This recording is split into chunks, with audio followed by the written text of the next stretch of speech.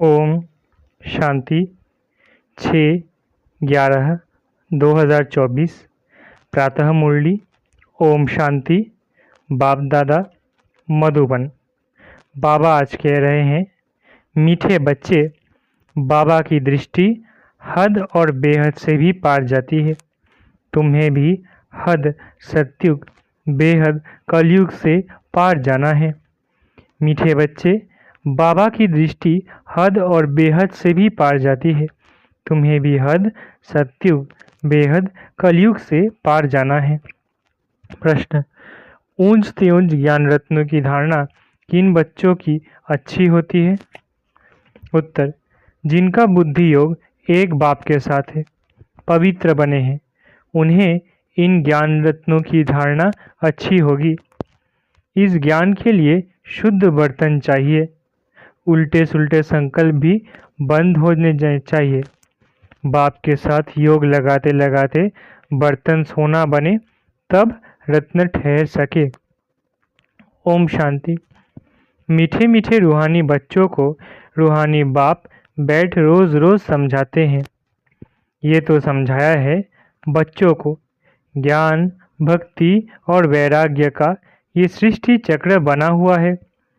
बुद्धि में यह ज्ञान रहना चाहिए। तुम बच्चों को हद और बेहद से पार जाना है।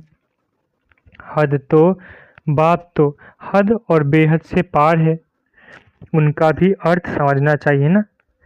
रूहानी बाप बैठ समझाते हैं। ये भी टॉपिक समझानी है कि ज्ञान भक्ति पीछे है वैराग्य।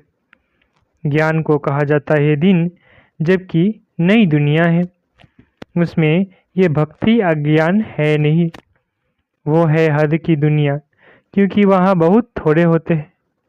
फिर आहिस्ते आहिस्ते वृद्धि होती है। आधा समय बाद भक्ति शुरू होती है। वहाँ संन्यास धर्म होता ही नहीं, संन्यास व त्याग होता नहीं। फिर बाद में सृष्टि की वृद्धि होती है, ऊपर से आत्माएं आती जाती है, यहाँ वृद्धि होती रहती है। हद से शुरू होती है, बेहद में जाती है। बाप की तो हद और बेहद से पार दृष्टि जाती है। जानते हैं हद में कितने थोड़े बच्चे होते हैं, फिर रावण राज्य में कितनी वृद्धि हो जाती है। अब तुमको हद और बेहद से भी पार जाना है। सतयुग में कितनी छोटी दुनिया है, वहाँ संन्यास व वैराग्य आदि होता नहीं। बाद में द्वापर से लेकर फिर और धर्म शुरू होते हैं। संन्यास धर्म भी होता है, जो घर बार का संन्यास करते हैं। सबको जानना तो चाहिए ना। उनको कहा जाता है हठ योग और हद का संन्यास। सिर्फ घर बार छोड़ जंगल में जाते हैं। द्वापर से भक्ति शुरू होती है। ज्ञान तो होता ही नहीं। ज्ञान माना सत्युग त्रेता सुख, भक्ति माना अज्ञान और दुख। यह अच्छी रीति समझाना होता है। फिर दुख और सुख से पार जाना है। हद बेहद से पार। मनुष्य जांच करते हैं ना, कहाँ तक समुद्र है, आसमान है। बहुत कोशिश करते हैं, परंतु अंत पा नहीं सकते हैं। एरोप्लेन में जाते हैं, उसमें भी इतना तेल चाहिए ना, जो फिर वापस भी लौट सके।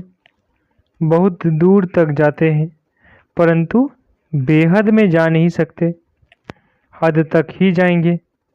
तुम तो हद बेहद से पार जाते हो। अभी तुम समझ सकते हो, पहले नई दुनिया में हद है, बहुत थोड़े मनुष्य होते हैं, उसको सत्युग कहा जाता है। तुम बच्चों को रचना के आदि मध्य अंत की नॉलेज होनी चाहिए ना। ये नॉलेज और कोई में है नहीं। तुमको समझाने वाला बाप है, जो बाप हद और बेहद से पार है, और कोई समझा न सके। रचना के आदि मध्य अंत का राज समझाते हैं, फिर कहते हैं इससे पार जाओ।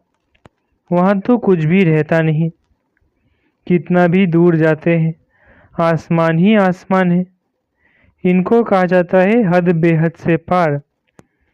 कोई अंत नहीं पा सकते। कहेंगे बेअंत। बेअंत कहना तो सहज है, परंतु अंत का अर्थ समझना चाहिए। अभी तुमको बाप समझ देते हैं।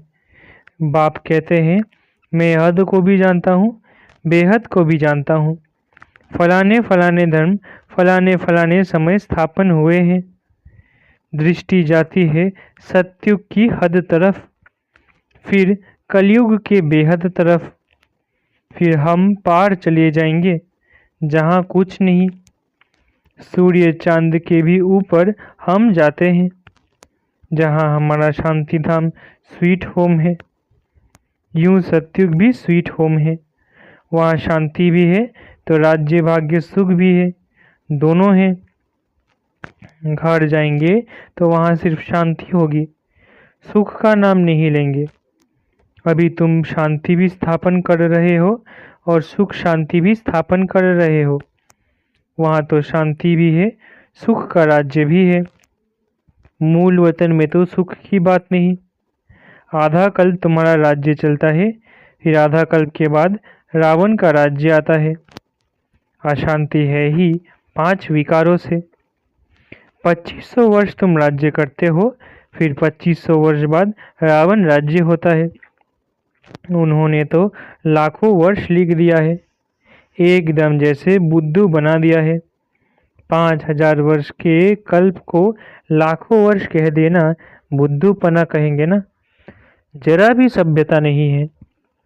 देवताओं में कितनी दैवी सभ्यता थी, अब वो अवस्था सभ्यता हो पड़ी है। कुछ नहीं जानते हैं, आसुरी गुण आ गए हैं। आगे तुम भी कुछ नहीं जानते थे। काम कटारी चलाए आदि मध्य अंत दुखी बना देते हैं। इसलिए उनको कहा ही जाता है रावण संप्रदाय।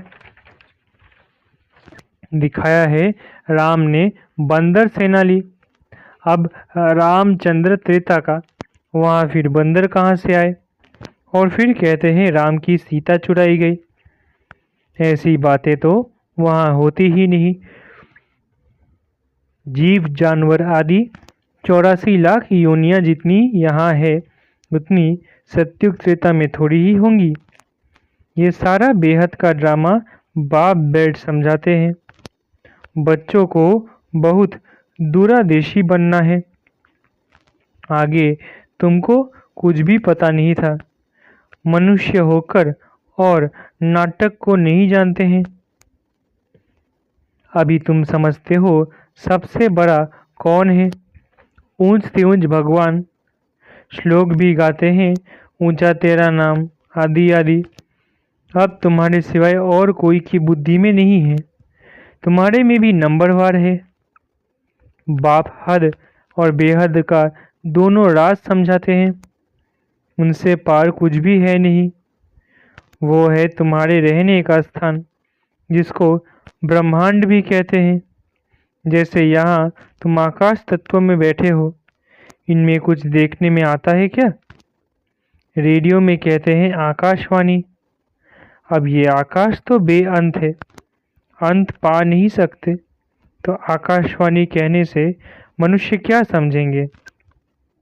ये जो मुख है, ये है पोलार।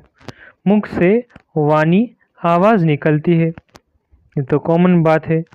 मुख से आवाज़ निकलना, जिसको आकाशवाणी कहा जाता है। बाप को भी आकाश द्वारा वाणी चलानी पड़े। तुम बच्चों को अपना भी राज सारा बताया है। तुमको निश्चय होता है बहुत सहज। जैसे हम आत्मा है, वैसे बाप भी परम आत्मा है। ऊंच से ऊंच आत्मा है ना। सबको अपना अपना पार्ट मिला हुआ है। सबसे ऊंच से ऊंच भगवान, फिर प्रवृत्ति मार्ग का युगल मेरू, फिर नंबरवार माला देखो कितनी थोड़ी है।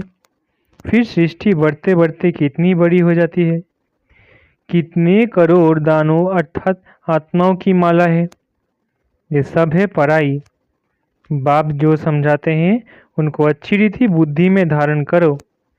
झाड़ की डिटेल तो तुम सुनते रहते हो। बीज ऊपर में है। ये वैरायटी झाड़ है। इनकी आयु कितनी है? झाड़ वृद्धि को पाता रहता है तो सारा दिन बुद्धि में यही रहे। इस सृष्टि रूपी कल्प वृक्ष की आयु बिल्कुल एक्यूरेट है। 5000 वर्ष से 1 सेकंड का भी फर्क नहीं हो सकता। तुम बच्चों की बुद्धि में अब कितनी नॉलेज है? जो अच्छे मजबूत है। मजबूत तब होंगे जब पवित्र होंगे। इस नॉलेज की धारणा करने के लिए सोने का बर्तन चाहिए। फिर ऐसा सहज हो जाएगा जैसे बाबा के लिए सहज है। फिर तुमको भी कहेंगे मास्टर नॉलेजफुल। फिर नंबरवार पुरुषार्थ अनुसार माला का दाना बन जाएंगे। ऐसी ऐसी बातें बाबा बिगर कोई समझा न सके। ये आत्मा भी समझा रही है। बाप भी इस तन द्वारा ही समझाते हैं, न कि देवताओं के शरीर से।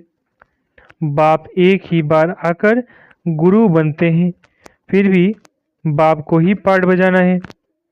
5000 वर्ष बाद आकर पाठ बजाएंगे। बाप समझाते हैं, ऊंच ते ऊंच मैं हूँ।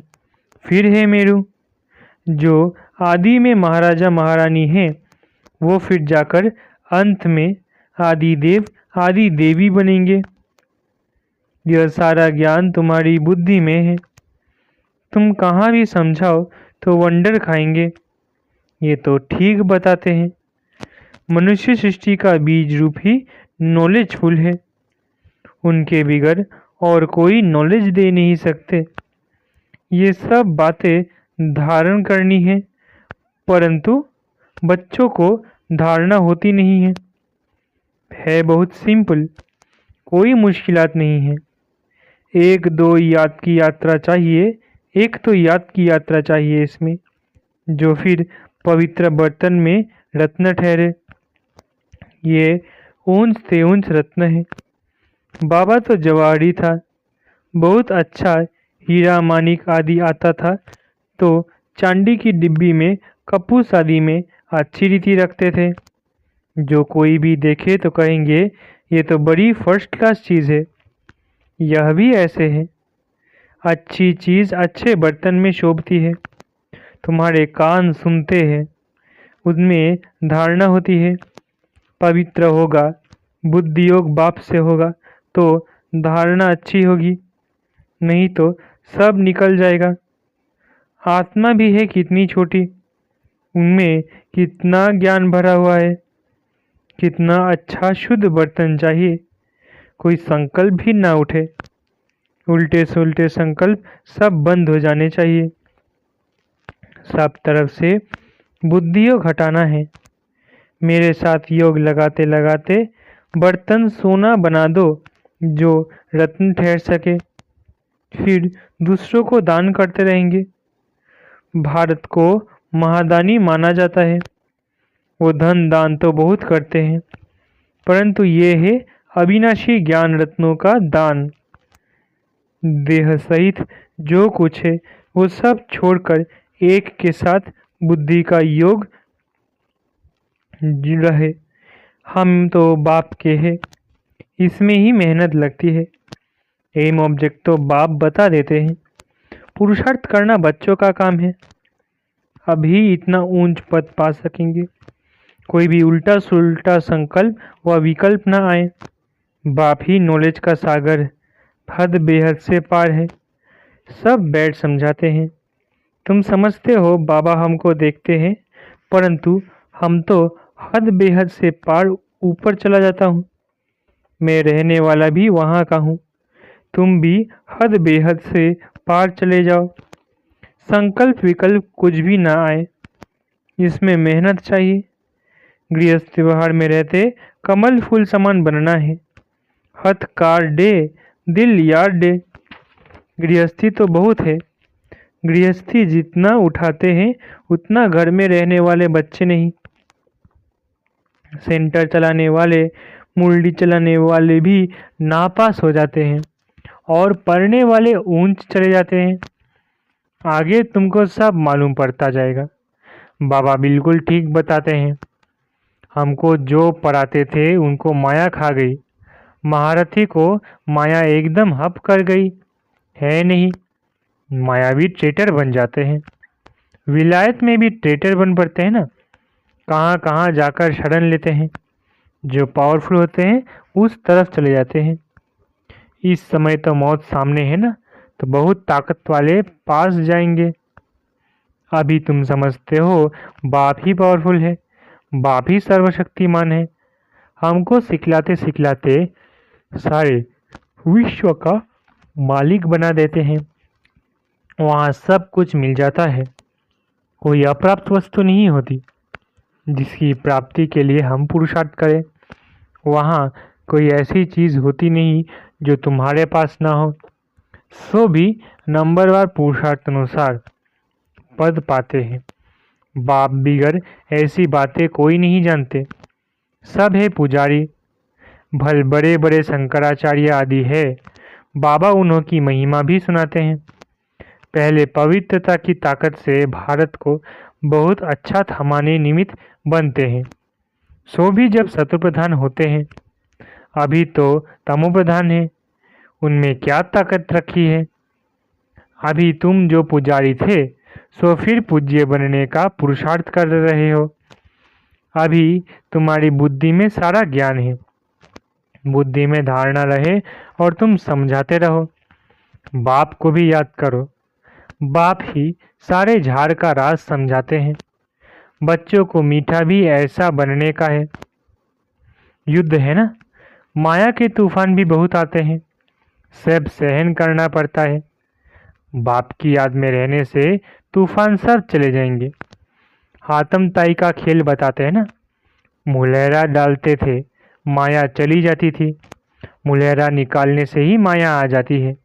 छुई मुई होती है ना, हाथ लगाओ तो मुरझा जाते हैं। माया बड़ी तीखी है। इतना ऊंच पढ़ाई पढ़ते पढ़ते बैठे बैठे गिरा देती है। इसलिए बाप समझाते रहते हैं, अपने को भाई भाई समझो तो फिर हद बेहद से पार चले जाएंगे। शरीर ही नहीं तो फिर दृष्टि कहाँ जाएगी। इतनी मेहनत करनी है, सुनकर फा नहीं हो जाना है। कल्प कल्प तुम्हारा पुरुषार्थ चलता है और तुम अपना भाग्य पाते हो। बाप कहते हैं, पढ़ा हुआ सब भूलो, बाकी जो कुछ जो कभी नहीं पढ़े हो वो सुनो और याद करो। उनको कहा जाता है भक्ति मार्ग। तुम राज ऋषि हो ना, जटाएं खुली हो और मुरली चलाओ। साधु संत आदि जो सुनाते हैं वो सब है मनुष्यों की मुरली। ये है बेहद के बाप की मुरली। सत्युग त्रेता में तो ज्ञान की मुरली की दरकार ही नहीं।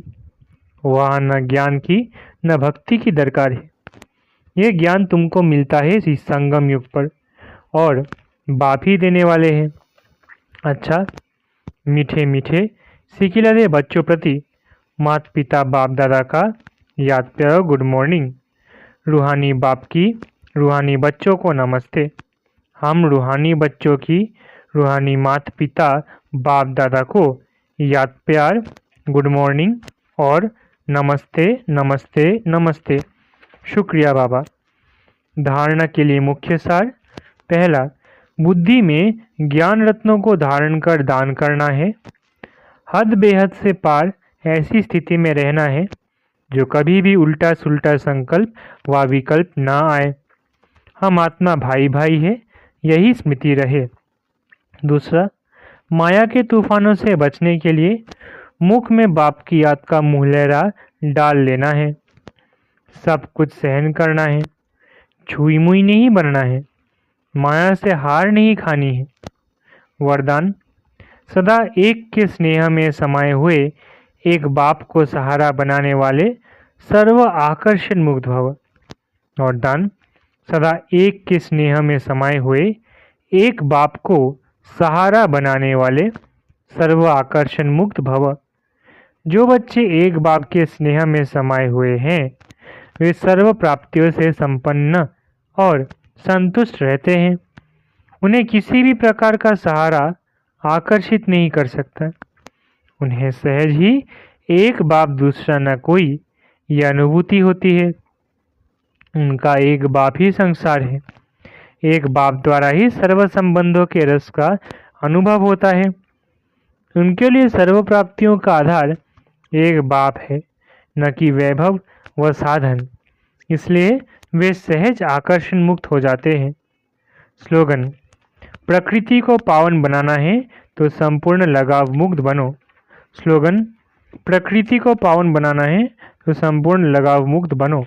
अच्छा, ओम शांति। शुक्रिया बाबा।